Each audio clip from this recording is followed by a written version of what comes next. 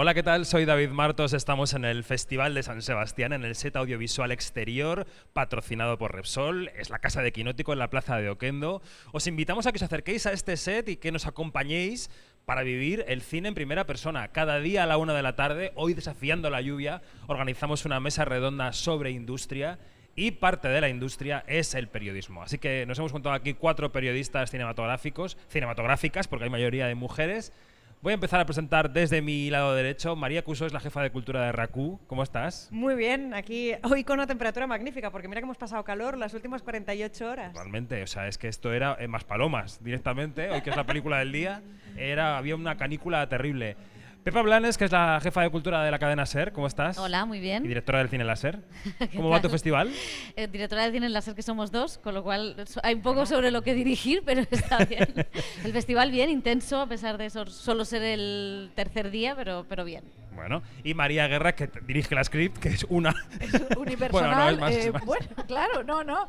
Y además es gracioso porque aparece María Cuso corriendo, Pepa Blanes corriendo. Vengo, que Panaji se ha fumado no sé qué, un pitillo, no Es sé nuestro qué. estado natural, yo creo. Entonces dices, para, chicas, para. Es la vida de festival, porque la gente piensa que aquí estamos lanzados al glamour y de cóctel en cóctel, que a veces un poco también, pero sudamos, corremos, nos mojamos y dormimos poco, la verdad. Sí, ¿no? Bueno, nos hemos juntado aquí esta mañana para hablar no tanto de crítica, porque a veces se nos identifica con la crítica. Yo cuando digo, me dicen, ¿en qué trabajas? Yo, bueno, soy periodista de cine. Ah, ¿haces crítica? A veces sí y a veces no. Quería que habláramos de información, de informar sobre el audiovisual en 2025. A mí me gustaría decir que en general es complicado informar de todo en 2025. De economía, de política, muchísimo, de política internacional. Y el cine entra dentro de ese paquete de lo complicado que es ser periodista en este siglo XXI. No solo por las condiciones económicas, que es un tema, sino porque la incomodidad que generamos es cada vez mayor en todos los terrenos, ¿no? No somos nada cómodos. Para las empresas, para los políticos, tampoco para los cineastas, a veces estorbamos un poco. Entonces quería empezar por ahí, ¿no, María? Ya que me estás mirando. ¿Qué sensación tienes? ¿Dónde estamos los periodistas en 2025 situados? Bueno, yo empecé en los 90, en el año 93, y entonces había las grandes, las majors, tenían una oficina de prensa. Ahora la tienen de publicity. Entonces, lo que yo veo ahora, que es verdad que somos incómodos porque las grandes compañías, y las pequeñas también, pero las grandes con más descaro, directamente vienen a vender. Pero los periodistas y las periodistas no venimos a comprar.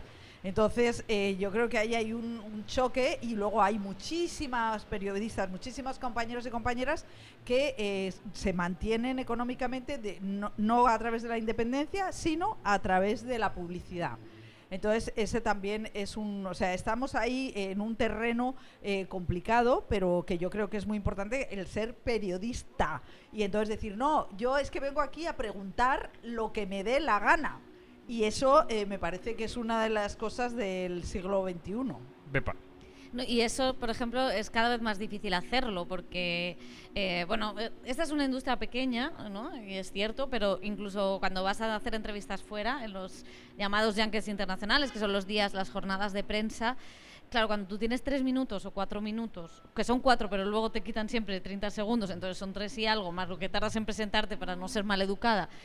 Cuando tienes ese tiempo para hacer las preguntas, pues realmente el margen, o sea, al final sí que te han acotado, no te han censurado, pero sí te han acotado lo que vas a preguntar, porque la primera pregunta siempre es un poco más de cortesía, ¿no? Para situar el proyecto, y al final te hacen ser muy maleducada cuando preguntas, porque necesitas una pregunta que hable de la película, ¿no? Una pregunta que diga cosas del momento o que diga cosas de la industria también. Y entonces en 3 minutos probablemente no consigas hacer esas preguntas que quieres, con lo cual hay muchas maneras de acotar o de reducir el trabajo del periodismo, y una es la reducción de las ruedas de prensa. Ya no hay ruedas de prensa, es muy difícil que haya ruedas de prensa, solo en los festivales se mantienen, o alguna vez como una cosa muy extraña, y luego cuando hay entrevistas, la posibilidad de hacer esas entrevistas en condiciones cada vez es más pequeña, con lo cual cuesta, esa cosa de vender, claro, cuesta. María. Y yo a esto que comentaban las dos, que estoy súper de acuerdo, añadiría dos cosas más. Hay un intrusismo muy grande en nuestra profesión, lo decías tú, no solo en la cultura, sino en cualquier otro ámbito periodístico. Yo creo que en cultura esto se acentúa muchísimo, porque lo que quieren, a veces no solo las majors, sino también incluso nuestros propios medios, es que seamos influencers de las películas. Y dices, no, una cosa es ser influencer y la otra es ser periodista. Y yo creo que también hemos de defender el periodismo dentro de las propias redacciones, ¿no? Porque tradicionalmente cultura ha sido como eso que acaba el informativo, eso que cierra el informativo, pero hemos de recordar que es una industria que en nuestro país e internacionalmente mueve muchísimo dinero, que genera puestos de trabajo, que es industria, más allá de ser arte, que requiere de un criterio periodístico para conectar lo que estamos viendo con el momento político, social, económico actual. Es decir, que cultura sea una cosa en la cual todo el mundo tiene su criterio, esto no la deslegitima y sigue siendo un tema informativo, ¿no? Yo creo que esto a veces también, yo al menos creo que hemos de luchar mucho en la redacción. El desengrasante que decíais siempre, ¿no? Del final del informativo. Sí, para llenar, ¿no? Bueno, es el tren de cola en la información que se puede caer y que luego también depende... Que se puede, que se cae. Que se cae. Luego, claro, bueno, yo los años que he estado en la SER, la sensación, por eso puedo decir cosas un poco bárbaras, y es que dependes de que el editor o la editora de turno sea una persona que sea un poco culta, un poco, porque muchas veces te dan paso, como que bien, ahora llegan con el cine y tú vas hablando con una película sobre la niña palestina que ha sido asesinada o el holocausto. Entonces tú dices, bueno, como dice María, la pelea también es dentro de las redacciones con la incultura de los propios periodistas que prefieren a lo mejor también, o sea, el mundo este del clickbait ha llegado hasta el punto de que también prefieren que ese minuto sea más florido y no menos reflexivo. Entonces, bueno, pues yo creo que es importante decir que el enemigo también puede estar en casa. Está dentro, sí. No, por ejemplo, a mí, y creo que lo han entendido, pero en Venecia, que hemos tenido la película La Voz de Jin, y que además ha coincidido con las protestas en la Vuelta Ciclista a España, yo por un momento temía, yo voy a ir al final. Y han abierto el informativo con el enviado especial a Gaza, Nico Castellanos, luego van a hablar de la Vuelta, van a hablar, y yo iré al final. Y bueno, no, en este caso yo creo que se entendió, me pusieron a la altura, que era parte de lo mismo, y que esta película está hablando de, la historia habla de Gaza, pero lo que es que la película se presente en un gran festival, que la produzcan, hay una noticia, que Brad Pitt o Joaquín Phoenix la produzcan, la noticia no es que 2 millonarios hayan entrado en la película, la noticia es que algo está cambiando en una industria que apoyaba, o sea que hay que estar explicando esto continuamente. Y luego es lo que decía María, como el cine es algo de la cultura en general, pero el cine en particular, que todo el mundo ve, que todo tiene una opinión, muchas veces el propio periodismo cinematográfico cuesta reivindicarlo, porque no es solo yo te meto esta película porque a mí me guste, ¿no? Estoy hablando de que hoy, que es el día de Más Palomas, está planteando un tema que a veces no hemos tratado como sociedad, y que es interesante hablar como sociedad de qué pasa con una persona homosexual cuando llega a la tercera edad, qué pasa en las residencias. Está planteando preguntas sobre la sociedad. O sea, el cine es un vehículo para hablar de temas que muchas veces no hemos sabido introducir. Y el hecho de que tenga que entrar una película atiende también a los criterios periodísticos que hemos estudiado en las facultades y que se aplican para una noticia sobre economía o una noticia sobre sociedad. O sea, la proximidad, la cercanía, la importancia, el debate social, todos esos temas que tú pondrías para hablar del IPC, de la subida del IPC, también se pueden aplicar al periodismo cultural. Y ese clic a veces cuesta, y creo que tenemos que hacer un esfuerzo extra para decir, bueno, es que esto es importante per se, no porque, como decía, no es el desengrasante de nada. No, y además yo creo que en los últimos años ha pasado una cosa muy interesante, y es que hay una interpretación política del cine.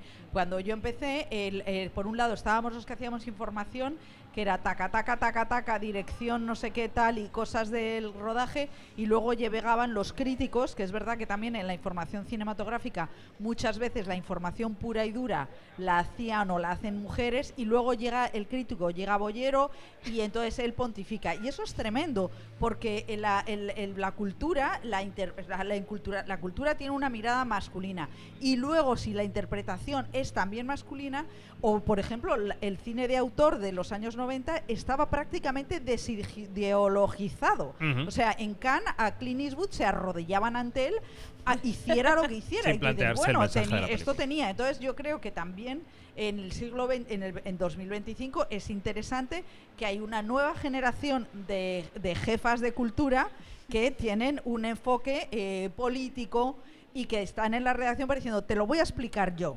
Y eso es muy importante, porque antes eso no pasaba, era como, viene a hablar del libro. No, te voy a explicar yo lo que pasa, y eso también es una didáctica que se hace con los oyentes o con los lectores que me parece interesante. Es curioso el esquema de esta mesa, porque tenemos a María Cusó, que es jefa de una sección de cultura que cubre todo. Tenemos a Pepa, que también cubre todo, pero que tiene una pata específica de cine, y María solamente es cine. Entonces hay como tres maneras de encajar. Pero tiene una pata en todo. Pero tiene una pata en todo, efectivamente. No, pero Tiene una pata lo en que es todo. también eso es increíble ver cómo el cine, la cultura en las redacciones, por ejemplo, hay redacciones como Onda Cero que no tienen ni siquiera jefe Eso es ni verdad. jefa de cultura, porque como decía esto de que cultura es cultura y sepultura y premios, ¿no? Entonces también eso dice mucho de cómo como decía María Cusó, que esto es una industria brutal, o sea que Netflix va a meter mil A eso millones. quería ir ahora, porque estamos hablando mucho de las películas, de su contenido, pero no se trata del audiovisual como un sector económico, ¿no? Que es lo que es. Esa parte nadie la cubre. Economía a veces no se ocupa, y nosotros y nosotras a veces estamos, bueno, que no digo que quizás es un poco una excepción porque estamos en eso, o los trade americanos, pero claro, el estreno de la semana o la gran película del festival impiden hablar de la parte económica, ¿no? Del sector, y eso yo creo que es muy interesante, que teníamos que hablarlo, ¿no? Sí, pero yo creo que esto también es víctima, ¿no?, de lo que decíamos, a qué espacio realmente tiene la cultura en una parrilla de programación de un medio convencional, ¿no? Un medio que no sea específico de cultura, que sea un medio generalista. ¿Qué espacio tiene la cultura dentro de un informativo o dentro de un programa de entretenimiento, ¿no? Entonces, si tú empiezas a compartimentar y la cultura tiene un espacio súper limitado, volvemos a lo que decíamos. Yo creo que es otra vez la batalla de decir, vale, si tienes 3 minutos en un informativo de 30, es muy difícil que tú puedas decir, es que yo creo que hoy hemos de hablar de industria, y el editor o editora de turno quizá le cuesta entender, porque economía, lo que decías tú, no se lo siente suyo. Bueno, pues cultura creemos que se tiene que abordar desde otro tipo de punto de vista, ¿no? Que a veces creo que falta un poco de pedagogía de entender precisamente Puede esto, ser. y yo creo que estamos haciendo o sea, estoy de acuerdo que creo que han cambiado mucho las cosas. Yo en el Sí. 93 aún no trabajaba, pero que sí creo que en los últimos años ha habido un cambio de paradigma, ¿no? Y estamos diciendo esto desde medios que creo que han hecho un cambio, precisamente la serie Raku, que tienen mucha sensibilidad para la cultura y cada vez la tienen más, ¿no? Pero creo que esto no debe hacernos olvidar que es una batalla diaria, o tienen más que otros. Sí, no. Yo me quejo mucho y es una queja recurrente en la redacción. Luego también quiero decir que creo que sé cuándo quejarme. Creo que a veces, pues cuando hay una invasión en Gaza y el espacio es el que es y tenemos publicidad y hay determinadas cosas, pues entiendes que se caiga tu pieza a veces, ¿no? Otras Hay veces que no se entiende. Y hay veces que no se entiende, Sí, ¿no? sí. Y hay veces que dices, esto tiene que entrar sí o sí. Y entonces es una lucha constante, que también hay editores que lo entienden mejor, otros que lo entienden peor, ¿no? Pero tienes que estar así. Pero es cierto, sí que creo que hay sobre todo creo que por lo menos tienes el derecho a la pataleta, que siempre está bien. Y luego con eso de la industria, yo sí que he tenido suerte que en la sección de economía Javier Ruiz, que estaba hasta hace poco como jefe, era un friki de la cosa económica del cine. Y entonces es verdad que en eso sí que colaboraba, que cualquier cosa de Netflix, de Apple, claro, era la cosa quizá más, La más americana. más macro y más Sí. americana que lo micro. Y luego es una cosa que cuesta mucho, y es la pescadilla que se muerde la cola. Como no es un tema que entre bien o que a priori guste porque no hay espacio, dejas de hacerlo. Es el tema de industrias culturales o de investigar y de analizar, son temas que requieren mucho tiempo, porque tienes que hacer fuentes, tienes que analizar datos, tienes que buscar información. No son temas fáciles de hacer, que hagas una noticia así y ya está. Y entonces, claro, al final pues somos poca gente en las secciones de cultura, insisto, tenemos poco espacio, entonces al final es algo que vas dejando para lo último. Sí. Pero luego, cuando hay una debacle, quiebra algo, pasa algo, parece como que tienes que tener todas las claves de algo que no has trabajado, porque evidentemente no sé a qué.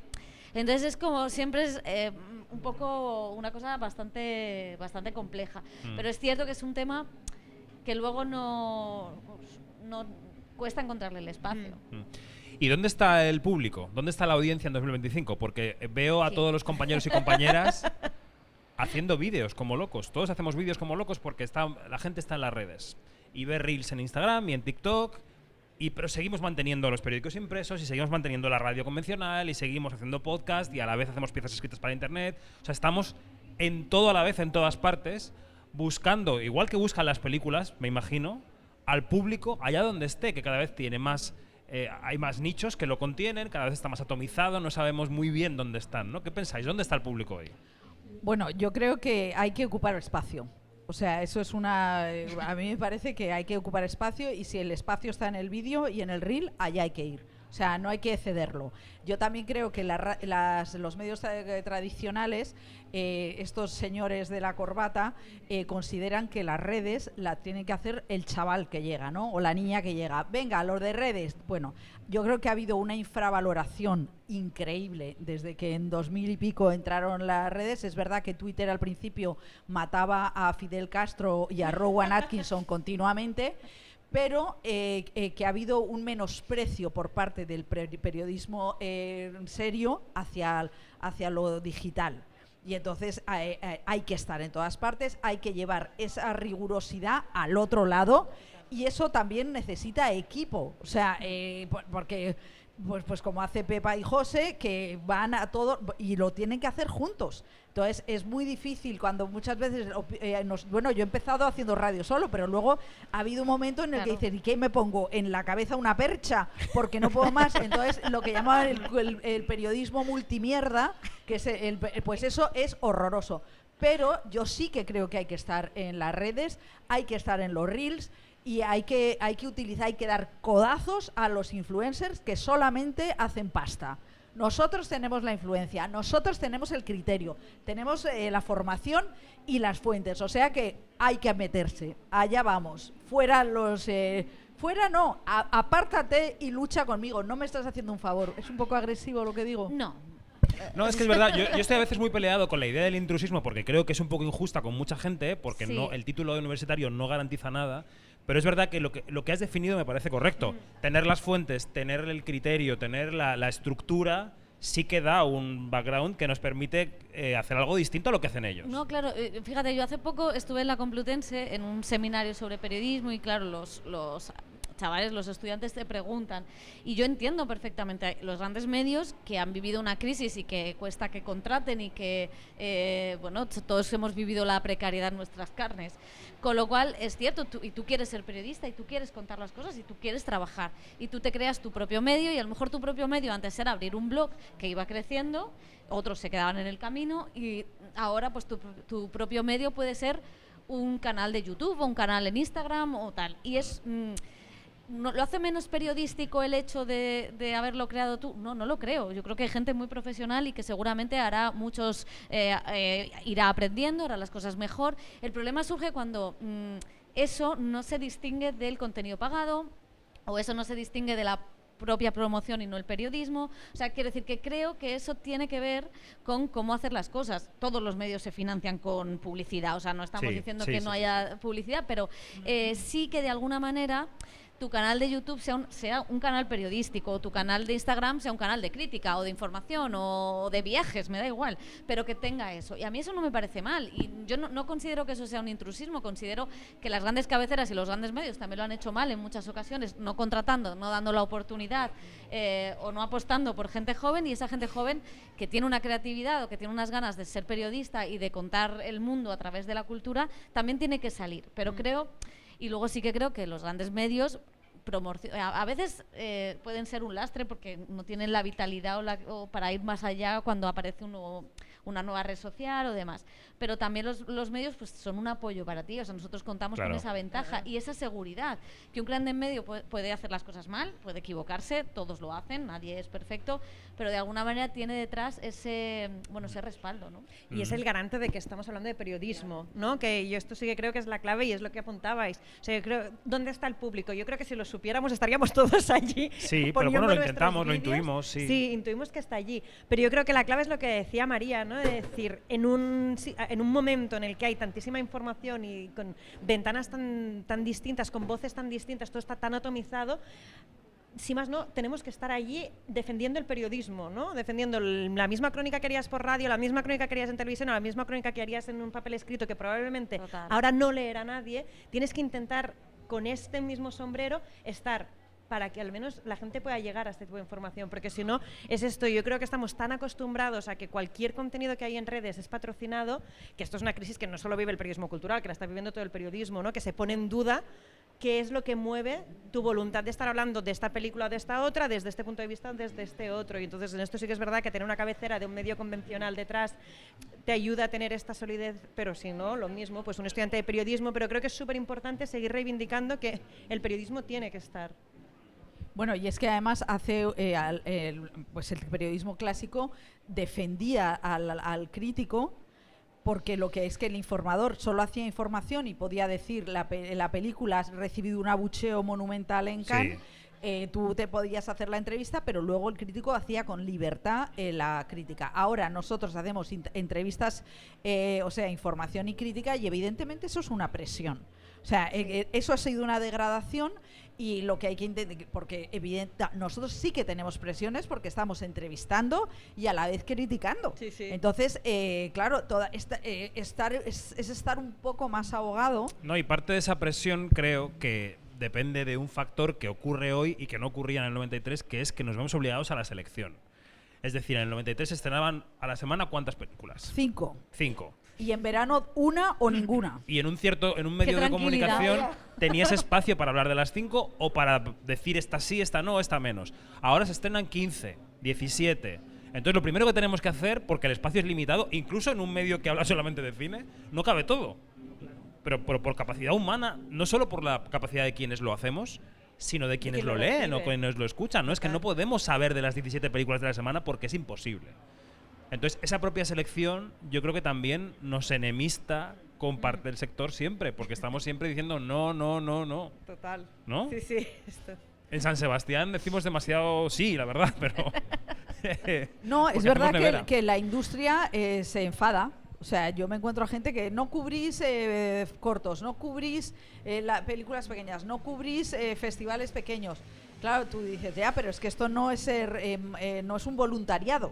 Esto es una profesión. Y somos también un poco punching ball porque recibimos de todas partes. Claro, pero que Sí. yo lo entiendo, porque es una parte del periodismo preciosa, porque estás analizando la realidad, estás en la ficción, estás en contacto con gente que está creando y está imaginando mundos y está reflexionando sobre la realidad, y eso es maravilloso. Pero claro, tú el otro día me decían que la película de Olivier Assayas a las 10:30 de la noche, pues gente que ha empezado a trabajar a las 7 de la mañana, pues estaban destrozados. Entonces, claro, dices, pues es que evidentemente no se llega a todo con los medios que hay. Sí, totalmente. Yo creo que la selección y los medios es importante. Hagamos autocrítica. ¿Qué hacemos mal? ¿Qué estamos haciendo mal? O sea, yo entiendo que hay cosas que no se pueden arreglar o que no se pueden arreglar fácilmente. Si voy a poner Quinótico como ejemplo. Si Quinótico ha llegado a un acuerdo con una distribuidora y tenemos que hacer no sé cuántos branded content tal, que intentamos hacerlos periodísticamente, ¿no? Intentamos que sean piezas periodísticas. Pero bueno, que hay servidumbres empresariales y económicas a las que los periodistas rasos no pueden escapar. Pero de lo que nosotros depende, ¿en qué nos hemos dormido? ¿En qué nos hemos relajado? ¿En qué podríamos ser mejores? Yo, desde luego, en el tiempo que le dedicas a las cosas. Para mí el gran problema es la superficialidad. O sea, yo me duelo porque una película se tarda 2 años en hacer. O sea, cada plano es el mejor plano posible. Y todo está pensado, y nosotros ventilamos, yo desde luego, muchas películas demasiado pronto. Entonces mi mea culpa es que yo no le dedico todo el tiempo y todo el respeto que una película o una serie requiere.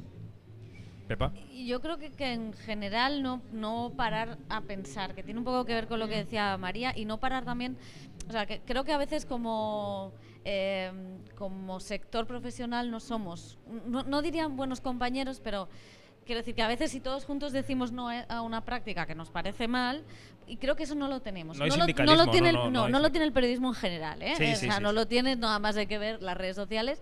Pero creo que si eso lo hiciéramos, y determinadas cosas, incluso cuando no alguien con un nombre y apellido lo hace mal, sino cuando un medio hace algo que no deberíamos permitir, muchas veces nos da miedo, ¿no? Como vamos a...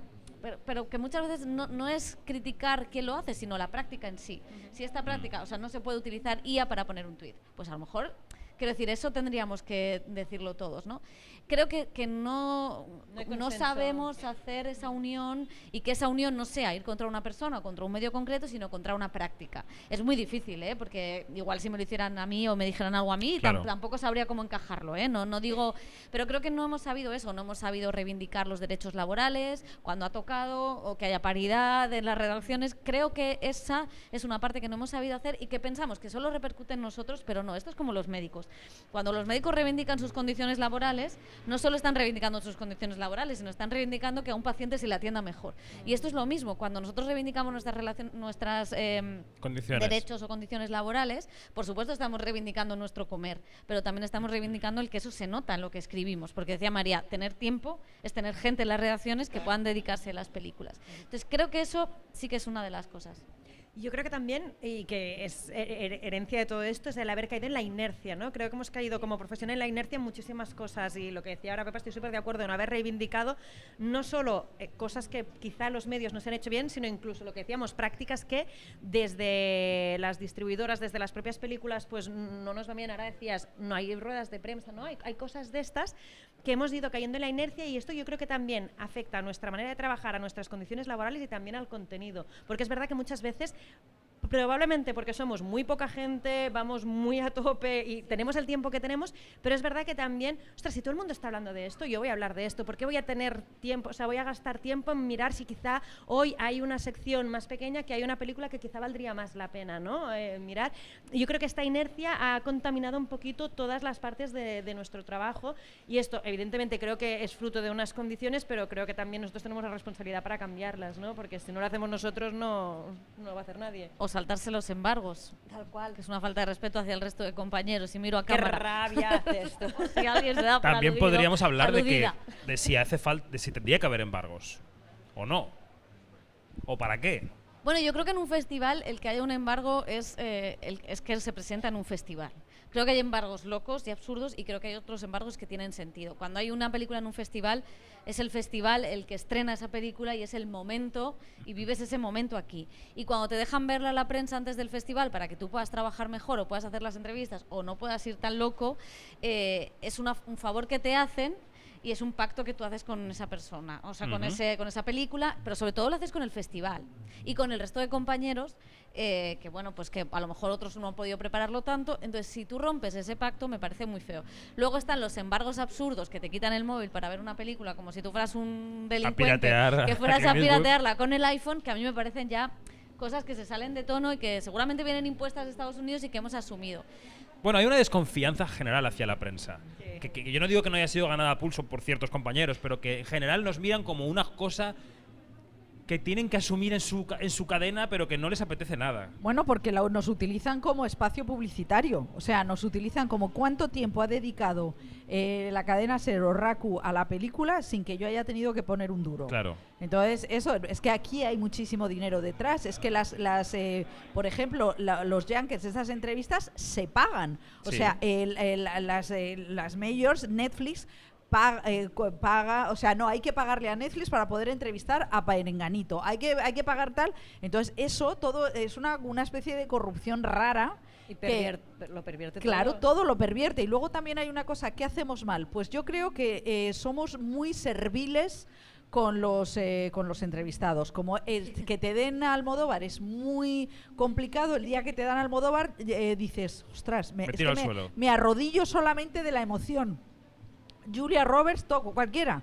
Entonces, yo creo que es verdad que los artistas no son políticos, no gestionan dinero público, pero que hay una especie, y luego también, como vivimos en un mundo fan, yo digo, ¿por qué tengo que ser fan de todo? O sea, bueno, un amigo mío me dijo, ¿pero por qué le has preguntado una cosa tan borde a Pedro Pascal con lo majo que es? Y es un abogado que es un killer. Aquello, no claro, fue yo borde. le digo, ¿y tú cuando negocias algo, tú vas a lo que vas? O tú vas a lo que vas. Entonces, esa cosa de que hay que tratar, no, o sea, no, yo aparte que sea una mujer seca y tal, lo puedo ser, pero yo intento ser muy educada, pero hay que preguntar cosas y estamos en un mundo en el que falta la sobriedad porque un cineasta es una persona inteligentísima y no necesita tener una campaña de palmeros, ¿no? Sí, entonces yo entono el mea culpa porque se me pone cara de trucha ante cualquier star. Entonces digo, no, María, no. Pero ¿en qué momento hemos llegado que el hacer una pregunta que no es de adulación se considera borde? Una amenaza, ¿no? efectivamente. Es una amenaza y yo creo que esto es muy sintomático. ¿O en qué momento hemos aceptado, que nos ha pasado recientemente, de ir a ruedas de prensa o a junkets y que te digan, no, de esto no puedes preguntarle? Hombre, perdona, es una película que está anclada en su tiempo y que a mí, es evidente que tengo que preguntar por el conflicto de Gaza, por el conflicto del Me Too en la industria cinematográfica. ¿Cómo puede ser que hayamos aceptado, ¿no?, que no podemos preguntarlo? Y lo hacemos precisamente porque como es tan complicado que te den audiencia con ciertos actores, actrices o directores. Para que sepan quienes nos escuchan desde casa o aquí presencialmente, a veces llegamos a una entrevista sobre todo con la gente más importante, con las estrellas de Hollywood, internacionales. Y el publicista de turno te dice, por favor, ceñíos solamente a la película, no habléis de nada más. Y es como, bueno, ¿y la película? ¿Desde cuándo la película no está conectada con la vida? Total. ¿No?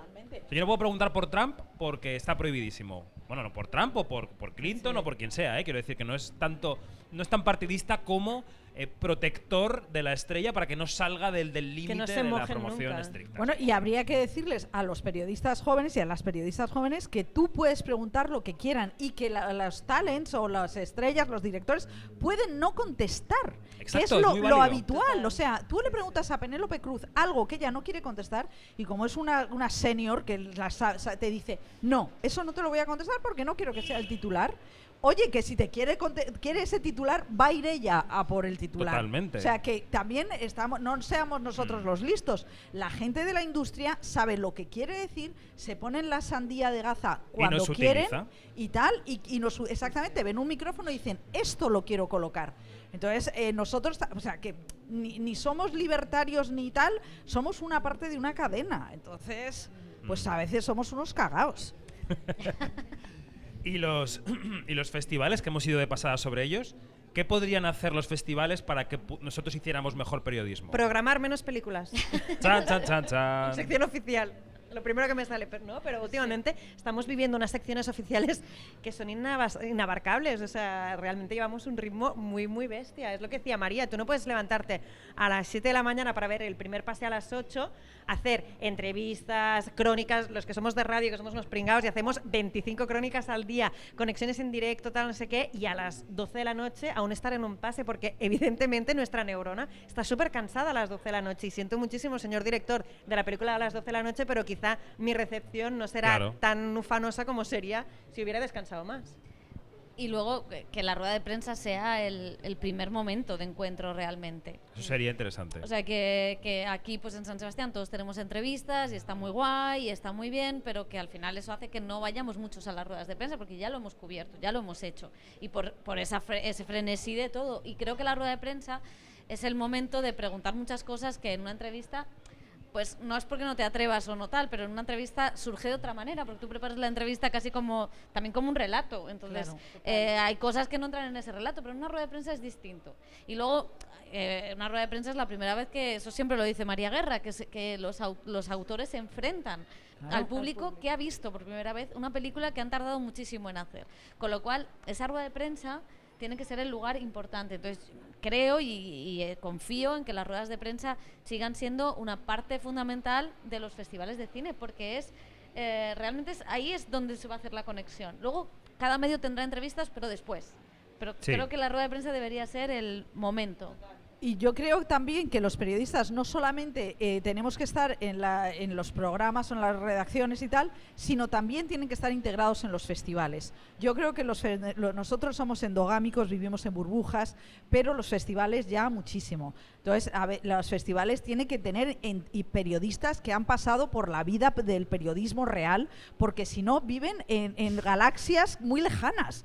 Entonces, para empezar, evidentemente está mal que George Clooney vaya a Venecia transparencia y solamente haga alfombra roja, porque estás degradando tu propio festival, pero también los festivales tienen que saber dónde van a estar los titulares, cuáles van a ser los conflictos, porque es como pasa, llega un nuevo ministro, se van a las redacciones, fichan a gente senior para que le digan, hoy te van a dar por aquí. Y eso se llama periodismo. Entonces aquí parece como que estamos todos, que no es un negocio, que aquí... y entonces, claro, venimos los periodistas aquí a decirme, ¿y qué hacemos? ¿Nos vamos a la alfombra roja? Porque ¿qué le interesa al festival? ¿La alfombra roja o no? No, en general que hoy todo se retransmite. Tienes en redes el directo de la alfombra roja, el directo de la gala, el directo de la rueda de prensa. Las personas en casa puede ser en Astorga, en Cádiz, en Cincinnati, pueden ver el Festival de San Sebastián. Entonces yo creo que nuestra labor es más importante que nunca, porque hay que decir, de todo este chorro que te llega a tu casa, lo importante es esto, por aquí va la cosa. Esta es la declaración, es que somos prescriptores, un tamiz, ¿no? Para que todo eso no pase lo superfluo y pase lo que tiene calidad, ¿no? Vamos ya con una ronda final, que hemos superado la media hora larga de mesa redonda. Quiero que me digáis si sois optimistas o pesimistas de cara al futuro y hacia dónde veis que se encamina esto, porque la transformación que esto ha sufrido en los últimos 10 años ha sido tan brutal que yo no sé si sois capaces de vislumbrar cuál es el camino hacia adelante. ¿Cuáles son las migas que estamos siguiendo como pulgarcito hacia el futuro? ¿Qué pensáis? ¿Más redes? ¿Más inmediatez? ¿Más conexión 24/7 en vídeo? Más periodismo. No, o volveremos a un pasado en cierta medida bueno, de yo creo pozo. que el periodismo sigue sirviendo. Y las voces más autorizadas, porque es la gente que tiene más tiempo, la gente que puede pensar en equipo, porque es muy importante. Una redacción es un grupo de gente y mucha gente de diferentes generaciones piensa mejor que una sola persona en casa, en pijama, con todo el amor, porque todos hemos estado en casa en pijama y yo me puedo quedar en paro mañana y estar en mi pijama. Pero yo creo que lo colectivo, el pensamiento colectivo, el pensamiento crítico en colectivo, tiene que estar en el reel. O sea, eso es lo que creo que hay que apostar por y pagar también, me parece. Por favor. Por favor, y comer. María, ¿qué? Mira, yo creo que sí que tengo esperanza, al menos quiero tenerla porque si no ya saldría de aquí y pararía con el trabajo, pero sí que creo que quizá una de las claves de futuro, ahora tú hablabas, ¿no?, de inmediatez, de redes, evidentemente esto está, pero creo que una cosa que nos están enseñando las nuevas generaciones que son nativos digitales 100% es que esto no va reñido con una cosa que reivindicábamos desde el principio las tres, ¿no?, de decir, necesitamos tiempo, necesitamos medios y necesitamos un poquito de pausa y reflexión, porque está comprobado que ahora hay muchos vídeos que se viralizan en las redes que han llevado un tiempo, ¿no? Y que ha habido una reflexión detrás, que ha habido una producción detrás, y es decir, esto hace 2 años tú lo planteabas en una redacción y era imposible que te lo compraran, porque no, tal, no sé qué. Ahora están viendo que, ostras, quizás sí que vale la pena invertir en quizá poner más gente, que no digo que lo estén haciendo, que creo que les falta muchísimo por hacer, pero creo que hay una pequeña esperanza en decir, oye, tenemos pruebas de que si invertimos en tiempo, en calidad, en comunidad, en esto que decía María, que es tan importante, no es un trabajo individual, es una propuesta colectiva como lo es la cultura. Ostras, podemos llegar a muchas partes, podemos llegar a muchos sitios, podemos llegar a muchísimos móviles, pero sin renunciar a una reflexión, ¿no? O sea, que creo que sí que hay esperanza, siempre y cuando los señores con la corbata quieran aplicarlo.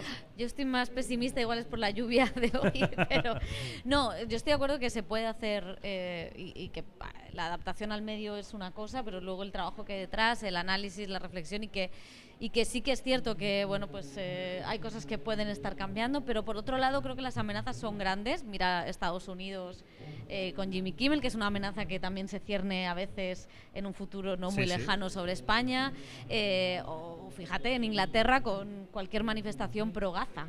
O sea, ¿dónde está Paul Laverty? Condenado, imputado por terrorismo. Entonces creo que hay muchas grandes amenazas, así estos serían como amenazas muy grandes, pero luego amenazas muy pequeñas que creo que también nos afectan. Y yo no sé si vamos a ser fuertes y vamos a hacer eso de lo colectivo para hacerles frente, que sería lo que tendríamos que hacer. Y lo estamos viendo con las protestas con Gaza. Cuando hay una protesta común, cuando hay un grupo común que lucha por algo, es más fácil que si tú estás solo. Pero tengo mis dudas. Bueno, hemos abierto 46 temas, no sé si los cerraremos algún día, pero está muy bien que los planteemos y que se nos escuche porque somos parte de esta industria. Es una cosa que a mí me gusta decir. Cuando hablamos de la industria, que no se olviden de que sin nosotros no hay industria. No hay industria. Y a mí me hace mucha gracia, por ejemplo, que no estemos en la ley del cine, que se plantea en el Congreso. ¿Por qué no somos un eslabón de la cadena? Una pregunta que dejamos en el aire. Pues aquí cogemos al director general del ICA y le hacemos ahora mismo una Que ya se lo he dicho, encerrona. pero bueno. En fin, María Guerra, Pepa Blanes, María Cusó, gracias por venir a Quinótico. A Gracias.